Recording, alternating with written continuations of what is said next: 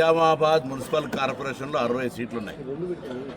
28 highest largest single party 28 సీట్లతో BJP ఉంది. అక్కడ పార్లమెంట్ సభ్యుడు మేము ప్రతిపక్షంలో కూర్చుంటామని చెప్పినాడు. అబ్సల్యూట్ మెజార్టీ లేదు కాబట్టి.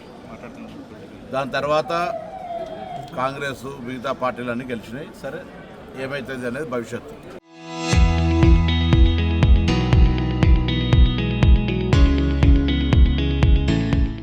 ఇక్కడ కూడా మేమే గెలిచినామని ప్రకటించుకున్న బండి సంజయ్ గారు కూడా 69 సంఖ్య, ఇక్కడ 66 plus MP, local MLA and Manakonda MLA 69 మంది మెంబర్స్ ఓటింగ్.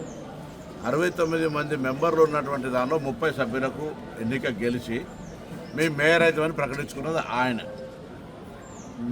ఆ రాజకీయ పార్టీ నాయకుడిగా పార్లమెంట్ సభ్యుడిగా ఎట్లా ప్రకటించుకున్నాడో మిగతా రాజకీయ పార్టీలు ఎవరికి వాళ్ళకు వ్యూహం ఉంటాయి. రాజకీయాల్లో ఎన్నికల సందర్భంగా భారతీయ జనతా పార్టీ ఏ విధంగా వాళ్ళ పొత్తున్న పార్టీలను కూలగొట్టింది, అవినీతి పరణాల పార్టీలు జాయిన్ చేసుకుని ఎట్లా పూరితమైనరు, ఇదంతా చర్చ ఇది సందర్భం కాదు. కానీ ఒకటి మాత్రం చెప్తాను, తప్పకుండా పొలిటికల్ పార్టీగా గతంలో కూడా కరీంనగర్ మేయర్కు మేము 13 సీట్లు గెలిచినప్పుడు కూడా మేము మేయర్ అయినాం కరీంనగర్కు సంబంధించి. కాబట్టి ఇప్పుడు కూడా అన్ని రాజకీయ పార్టీలు రాష్ట్ర నాయకత్వ సలహా సూచనకు సంబంధం లేదు. ఇందులో ముఖ్యమంత్రి గారు మంత్రుల జోక్యం లేదు. ఇందులో స్థానికంగా గెలిచిన ప్రజాప్రతినిధులు వాళ్ళ యొక్క ఆలోచనతోటి అబ్సల్యూట్ మెజార్టీ బీజేపీకి రాలేదు. నిజామాబాద్ లాగా నేను కూడా ప్రతిపక్షంలో కూర్చుంటా చెప్పాల్సి ఉండే. అక్కడ కూడా 60కి 28 వచ్చినాయి, ఇక్కడ 69కి 30 వచ్చినాయి. దానికి పెద్ద మేము గెలిచినామని జెండా పాచినామని మీరే జెండా ఊపారు కదా, మేము అన్నామా? మేము ఇప్పుడు ఏమంటున్నాం, డెమోక్రటిక్గానే ప్రజాస్వామికంగానే గెలిచిన కార్పొరేటర్లు మేయర్ను ఎవరు ఎంపిక చేసుకుంటారు తప్ప గౌరవ ముఖ్యమంత్రి గారు మంత్రులు తిరగనీయం ఎవరు.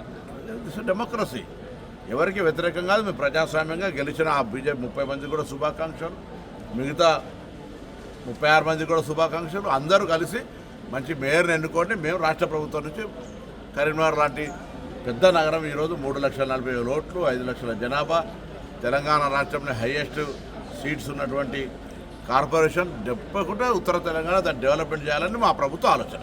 దానికి అనుగుణంగా మంచి ఒక కోఆర్డినేషన్ పాలకవర్గం ఉంటే బాగుంటుందని ఆకాంక్ష పడడం లోపల పొరపాటు ఎట్లయితుందో నాకు అర్థం కాలేదు. మేము ఎవరికి వ్యతిరేకం కాదు, ఎవరిని పదవులకి దించే ప్రయత్నం చేస్తలేము. మీకు అబ్సల్యూట్ మెజార్టీ ఉంటే మేము అడ్డం పడతలేము. అందుకే మేము ఎవరికి ఖిలాఫ్ కాదు. మాకు సంబంధించిన స్థానిక నాయకత్వం వాళ్ళకు సమన్వయం చేసుకుంటున్నప్పుడు మా పార్టీ తరఫున కూడా అందులో ఒక ఆలోచన కొనసాగుతుంది తప్ప రాజకీయంగా లబ్ధి పొందాలి, రాజకీయంగా ముందుకు పోవాలనే ఆలోచన ఉండడం లోపల పొరపాటు ఎట్లయితే నాకు అర్థం కాదు. రైట్.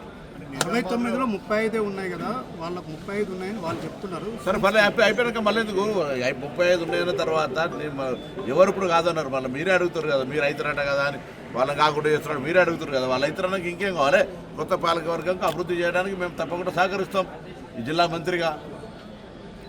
Why question raising? అవకాశం ఉందా మీకు? అరే మళ్ళీ అట్లంటే మేము తప్పకుండా రాజకీయ పార్టీగా ప్రయత్నం చేస్తామంటే తప్పే ఉన్నది.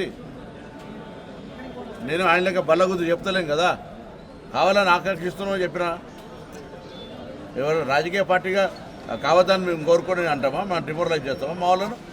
మా వాళ్ళ ఆలోచన అట్లుంది కాబట్టి మేము ఎండారు చేస్తాం. నిజామాబాద్లో బీజేపీ ప్రతిపక్షం అంటున్నారు, కరీంనగర్లో కూడా బీజేపీ. నేను అట్లా అనలే, జరిగిన ఎగ్జాంపుల్ చెప్తాను. మీరు అంటారు కదా మేము ఏదో గుంజుకుంటున్నామంటే, అక్కడ ఆయన ప్రతిపక్షానికి పోయినప్పుడు ఇక్కడ కూడా అబ్సల్యూట్ మెజార్టీ లేదు, అక్కడ కూడా అబ్సల్యూట్ మెజార్టీ లేదు. మీరు గుంజుకుంటున్నామని చెప్పేటువంటి ఆరోపణ తప్పు అంటున్నాం. అట్లా ఎవడెవరికి గుంజుకుంటలేడు. ప్రజలు అబ్సల్యూట్ మెజార్టీ ఇవ్వలే. అబ్సల్యూట్ మెజార్టీ ఇవ్వాలి. మీరు అట్లా 4 ఇండిపెండెంట్ కలుపుకున్నారు, వీళ్ళు కూడా మిగతా అదే అనైతికం కాదా? మరి ఒక నిమిషం దాన్ని ఒకటి మాట్లాడతాం.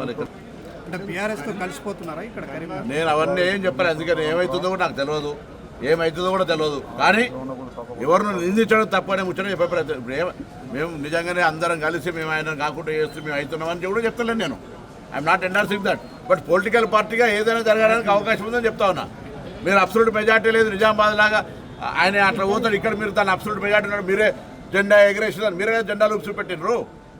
ఇలా మళ్ళీ అదేదో రాకుండా ఉంటుంటే మాత్రం వెంటనే ఇంకోరు బ్లేమ్ చేసే ప్రయత్నం ఎందుకు అని అడుగుతున్నా. వీళ్ళు ఎవరిని బ్లేమ్ చేయదలుచుకున్నారు? ఎవరు బ్లేమ్ కావాలి? ఇప్పుడు గెలిచిన కార్పొరేటర్ల అభిప్రాయం, ఆయా రాజకీయ పార్టీలు వాళ్ళ అభిప్రాయాలకు ఎండార్ చేస్తారు. ఇది పొరపాటు కాదు. నేను అడుగుతున్న ఒకటే మాట, మీరు అపవిత్ర పొత్తు అంటున్నారు కదా. అరే నేను అందుకే చెప్తున్నా కదా, మీ పార్టీలో చేరితే పునీతము, వేరే పార్టీలు చేరితే అపవిత్రం అయితే ఎట్లయితుందో నాకు అర్థం కాలే. అది భవిష్యత్ వాషింగ్ నిర్మా పౌడర్ వేసి కడిగినట్టయితే అలా దాంట్లో పోతాయి. అందుకే దాని గురించి చర్చ వద్దు. 16 తారీఖున ఏమైతే చూద్దాం. మేము రాజకీయ పార్టీగా కావాలని కోరుకుంటాం, ఆయన ఒక రాజకీయ పార్టీగా స్థానిక ఎంపీగా కావాలని కోరుకుంటాడు. అందరు క్యాంపులు అసలు మీకు తెలుసా, ఎన్నిక కాగానే సూర్యాపేటలో లేనే లేదు మెజార్టీ క్యాంపుకి వెళ్ళరు, చాలా క్యాంపులకు వెళ్ళారు. క్యాంప్ అనేటువంటిది ఇలా కొత్తగానే ఇప్పుడే కరీంనగర్లో తీసుకొచ్చినట్టుగా ఎందుకు లెక్క. క్యాంప్ అనేది ప్రతి మున్సిపల్ ఎన్నికలు జరుగుతుందా, కొత్తగా జరుగుతుంది. ఇవాళ వేముల శ్రీనివాస్ గారు కూడా క్యాంపు తీసుకుపోయారు. బరాబర్ ప్రజా తీర్పును గౌరవిస్తాము. ప్రజా తీర్పు గెలిచిన కార్పొరేటర్ల అభిప్రాయం ప్రకారం నడుస్తుంది. రైట్, నమస్కారం. నేను జ్యోతిష్కం చదవలేదు, నాకు తెలియదు. నేను 30 సీట్లు గెలిచి బల్లా గుర్తులేను. వాళ్ళు ఏం జరుగుతుందో ప్రజలు చూస్తారు. మళ్ళీ సౌలు కొడుకు పేరు సౌలు కావట్లేదు, ఏమైతే తెలియదు. మీరు అది మీరే అంటారు, జెండా ఎగరేసింది అంటారు, ఇది మీరు అంటారు. ఎట్లయితుంది? చరిత్ర సృష్టించినోడు ఇప్పుడు ఆ చరిత్రని తిరగరాయబోతున్నాడు. అబద్ధాల గోడల్ని బద్దలు కొట్టి నిజాలను రాగా మీ ముందుంచబోతున్నాడు.